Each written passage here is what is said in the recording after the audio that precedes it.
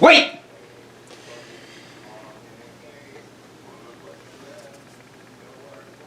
Alright, it's done! Look at this awesome custom I made!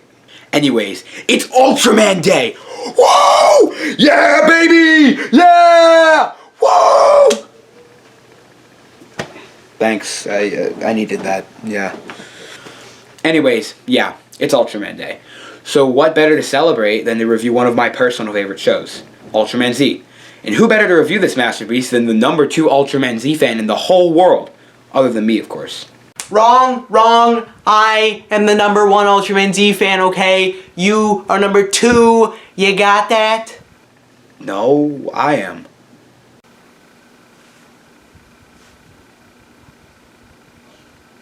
Actually, I even made this plaque. You see? Look, right there. It says, Spud is the #1 Ultraman Z fan and GPTV is a dum-dum. Signed, A.G. Subaraya. He rose from the grave and gave this to me personally. Thank you very much. That's fake! That's fake! That's fake! It is not. You don't even have any of the figures! So what if you got figures? You know, so what? So what? So what? So what?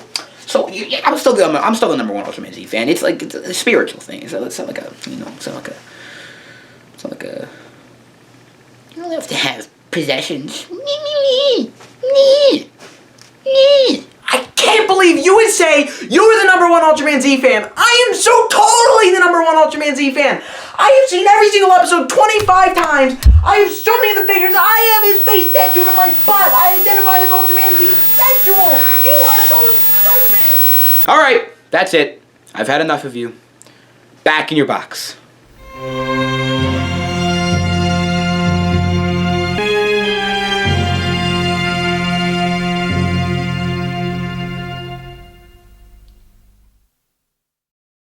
Ultraman Z is the second most recent Ultraman series.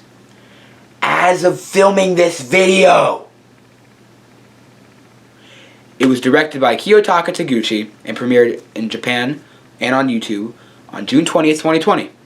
It revolves around Ultraman Z and his human host Haruki Natsukawa in their quest to defeat the monsters that put our Earth in danger. This show is phenomenal. Everything is great, from the characters to the effects to the directing, etc. I only have one negative thing to say about it, but we'll cross that bridge when we come to it.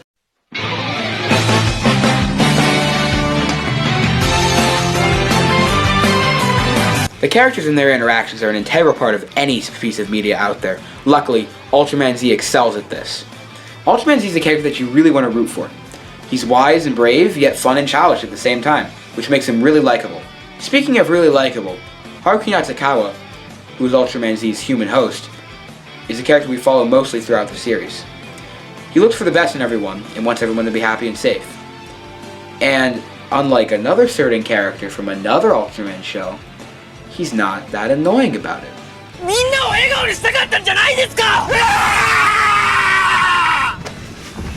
That really looks stupid, didn't it? He's even shown to have a compassion for the monsters, shown in this arc from the later half of the show. His teammate, Yoko Nakashima, is a really fun character. Being the main pilot of the storage robots, she puts on a tough appearance, but inside is really a nice person. For example, she has this really funny running joke throughout the series, where in order to do things, she has to do an arm wrestling competition. Like in episode 2, where she holds an arm wrestling competition with the guy from storage who wants to go on a date with her. And I think that's really funny. Yuka Oda is another really fun character on the show. Being the smartest one on the team, he definitely has a fair share of helping defeat the monsters that put them in danger every day. Like in episode 20, which he helps the Doctor defeat the rampaging M1. And finally, Captain Hebikura. Alright, so, hear me out on this one. If you don't want to be spoiled, skip to this timestamp right here. Alright, if you didn't skip, and you want to be spoiled, you're weird, I guess. Alright, ready? 3, 2, 1. Jugless Juggler is back.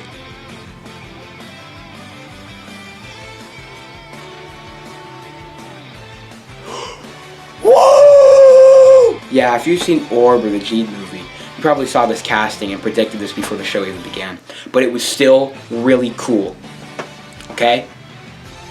I really like how they dropped hints leading up to episode 5 that he was Juggler, playing the Juggler theme, having him be a sort of kooky character, rather than, the wise, brave captain that he should be.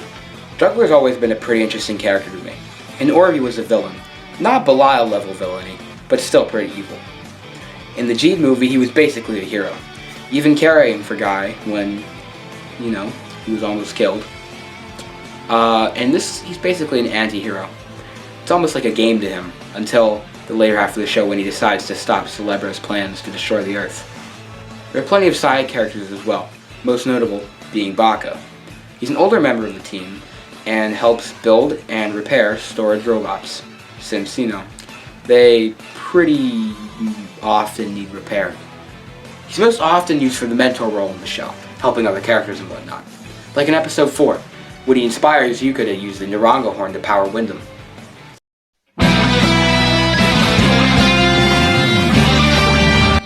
Let's circle back to Z here, shall we? Ultraman Z, or at least his base form, was actually created by simplifying the Alpha Edge design, which is pretty cool in my opinion. Now, let's peel back the curtains for a moment. Ultraman Z Alpha Edge was actually the first to be created in the whole show. So, let's talk about him. This form utilizes the powers of Ultra 7, Ultraman Zero, and Ultraman Leo. He mainly uses martial arts when fighting his foes. Beta Smash, my personal favorite form, debuted in episode 3. It uses the powers of Ultraman, Ultraman Ace, and Ultraman Taro, mainly using pro wrestling moves against his enemies. Debuting in episode 8 we have Gamma Future. He utilizes mostly magic moves, and has the powers of Ultraman Tiga, Ultraman Dyna, and Ultraman Gaia. This form's pretty cool, having wizard-like designs and patterns all over his body. The final form, Delta Rise Claw, appeared in episode 15. He uses the powers of Ultraman Zero Beyond, G Primitive, and Velio Atrocious. Instead of relying on any form of fighting, he relies mostly on one of my favorite Ultra weapons, Belliot Rock. There is another form that was introduced in the Destiny Crossroads, but from how little we've seen of that and how not different it is to the Delta Rise Claw design, I'm just going to exclude him.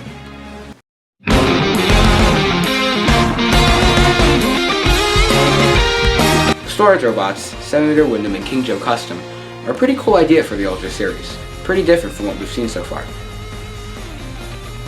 It was really cool seeing Wyndham back, since I believe we haven't seen him since the Mega Monster Galaxy movie. Same with Sevenger. It was really cool seeing him back after that small amount of screen time he got in Leo. He definitely had his fair share of Kaiju buttwoman throughout the series. Finally, King Joe Storage Custom is probably the coolest in my opinion. Being a modified King Joe from episode 9, he's got a much bigger, bulkier, more cool design. He's much different from the original King Joe. Of course, the giant gun on his arm being a standout, even showing that sometimes he can do what Z can. Ultraman G returns to help Z fight Gilvaris in episode 6, and even stays around for episode 7. He even appears in a new form, which is pretty cool. Speaking of episode 7, Ultraman Zero appears to help G and Z fight the Fusion Kaiju. And of course, in episode 19, there's one last Ultra cameo, but I'll save that when we get to it. Some of the standout monsters include Jenna Guard, who appeared in episode 1. He's one of my favorite new kaiju from the series. Being a space shark that was controlled by Celebro to attack M78, he then fled to Earth where Z and him had a brief confrontation before being destroyed. He's one of my favorite kaiju because he reminds me a lot of Showa monsters. He's based off a real kaiju, which I think is a really nice touch. Another standout monster, who appeared in episode 10, is Barossa. He got a very Showa-esque design, and was pretty creepy in his original episode, before being turned into a comedy character in the later episodes, using people to talk through him and whatnot. Even seeing some familiar faces from past Ultraman shows was really nice. Having Pagila, Telesdon, Griza, Barabas, M1, Keemer back, that was awesome. The final monster of the show, well, technically two, are Ultroid Zero and Destrudos. Skip to this timestamp to avoid spoilers. The final two episodes show that this behemoth, this man-made freak of nature, can beat Ultraman Z. That is crazy to me. These two are some of the scariest monsters Ultraman has ever seen. Having Ultroid Zero just stick his hand into a monster, pulling out their essence, killing them. Number one of the most horrifying visuals of the entire series being the Red King mom death. The part where just the big old antler just sticks out of his back, like, and then he like, bleh, bleh, and then the Red King switch, and then it's all like, so he's like, bleh, and Ultraman Z's like, and then he's like, and Z's like, and Z's like, and then they're like, and they're swiping him with his wings. He uses the beam, and Ultraman's like, you get it? You know, it's pretty cool. Pretty cool monster. You know, yeah.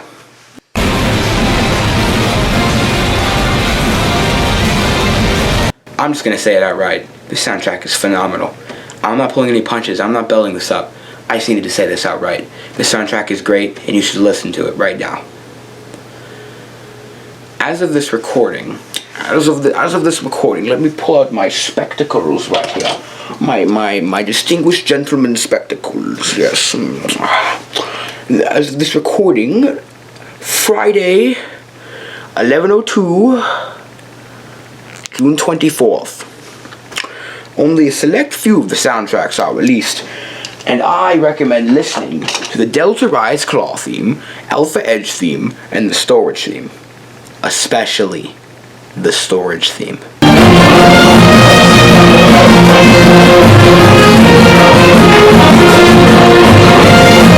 The effects are also quite great. Being edited during quarantine in Japan, you'd expect them not to have great effects, you know, being separated and whatnot. But surprise, surprise, like everything else in the show, it's great. Like the D4 ray. Everything about it seems evil. Everything about it seems intimidating, like you wouldn't want to mess with that power. The glass breaking effect, like the sky breaking in episode 19. Great effect. Good job, everyone. Now, of course, let's look at the Ultraman Trigger movie, you know, the most recently released piece of Ultraman media out there. Let's look at that effect. Yes, you expect it to be much better, you know, being edited out of quarantine in Japan.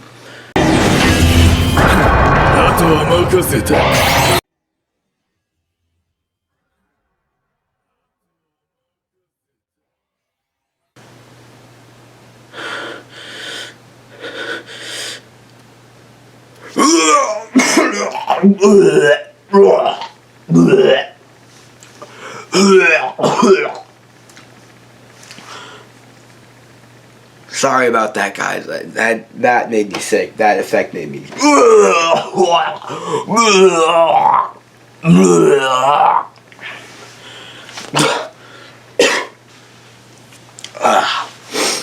I hate Ultraman Trigger.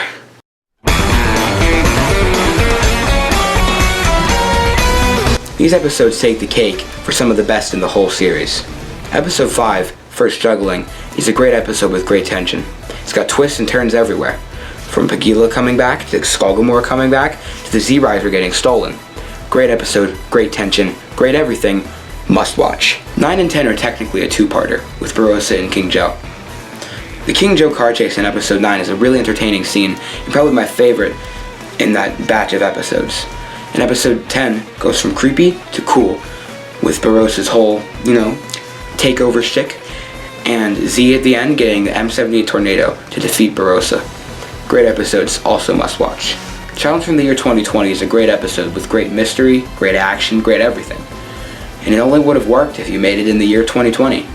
So good job, Taguchi, you lovable fan servicey goober you. Episode 19 is probably my favorite episode of the entire show. Skip to this timestamp to avoid spoilers. This episode's big money cameo is Ultraman Ace, and Barabas, of course. It's so cool to see him back, taking a rather goofy Ultraman Ace kaiju and turning him into someone who could barely be defeated by Z. Ace's cameo is really good and respectful to the original character. Unlike another crossover show. Anyways, the effects in this one are very great, music great, fan service great, everything great. Must watch, 10 out of 10. Go watch it now.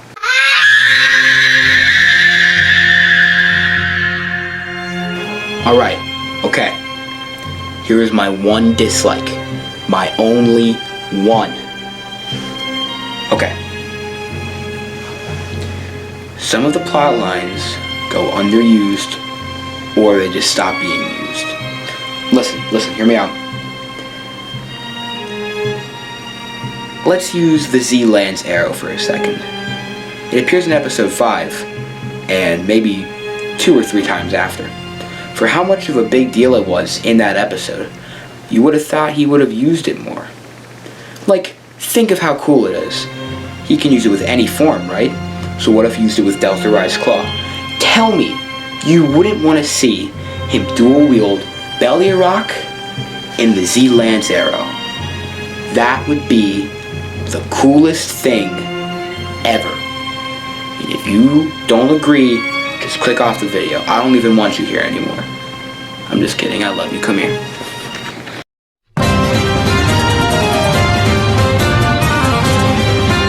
Overall, Ultraman Z is great, and I think you should watch it now. Anyways, if I were to recommend an episode, it would be probably, all of them, all 25. I guess you could get away with skipping some of the recap ones. Although they aren't really annoying like other recap episodes in the Ultra series. Anyways, I think you should watch Ultraman Z, even if you're a denier. You can go in with 0, maybe even all the Ultra knowledge, and you'd still come out this show thinking it was great. Anyways, I'm Some Naughty Spud YT. Happy Ultraman Day.